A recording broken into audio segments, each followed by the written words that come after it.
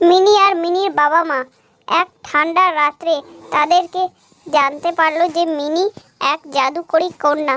তাই তাদেরকে গ্রাম থেকে বের করে দেয়। তারা লুকিয়ে এক গুহার ভিতরে থাকে। সেখানে শুধু জল আর কিছু নেই।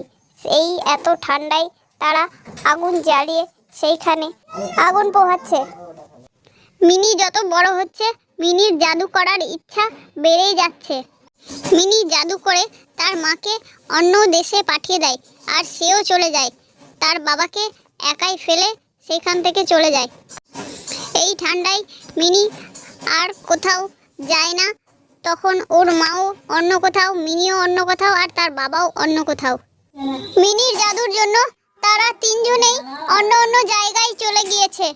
তখনই তার মা ভাবছে যে মিনিকে ছোট থেকেই ঠিক করতে হতো। মিনি তার মাথায় শুধু জাদুকে নিয়ে বদমাশি বুদ্ধি আসতেই থাকে। মিনি জাদু করে নিজের নতুন জামা কিনলো, নিজের নতুন জুতা কিনলো আর ভালো করে সেজে গেল।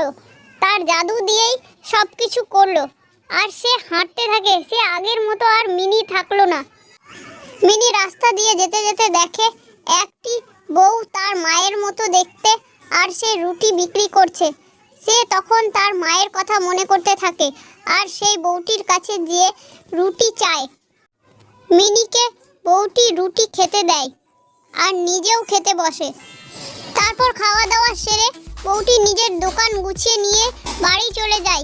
মিলি তখন একা দাঁড়িয়ে থাকতে থাকে আর তার মায়ের কথা মনে করতে থাকে। তারপর মিনি আবারও এই সব কিছু ভুলে যায়। তার মার কথা মনে পড়লো, কিন্তু আবারও মাকে ভুলে গেল। কারণ জাদুর ছলে তার ভিতরে এক শয়তানি বুদ্ধিও ছিল, যেটা তাকে কিছুই মনে করতে দিত না। সব ভুলে যেত সে ভালো কোনো জিনিস, কিন্তু খারাপ জিনিসগুলো সে বেশি করে করত। মিলি তখন জুতো খুলে দৌড়াতে শুরু করে মাঠে।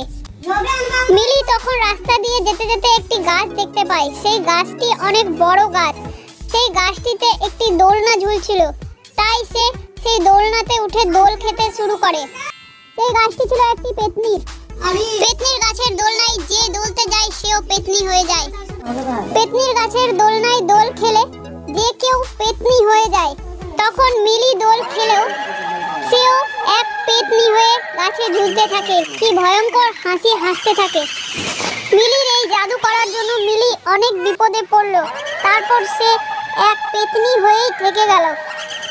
তো বন্ধুরা, মিলির একটি পেতনি হয়ে যাবার গল্প যদি তোমাদের ভালো লাগে তাহলে গল্পে লাইক, শেয়ার, কমেন্ট করে দিও আর চ্যানেলটাকে সাবস্ক্রাইব করে দিও। তো দেখা হচ্ছে পরের গল্পের সাথে।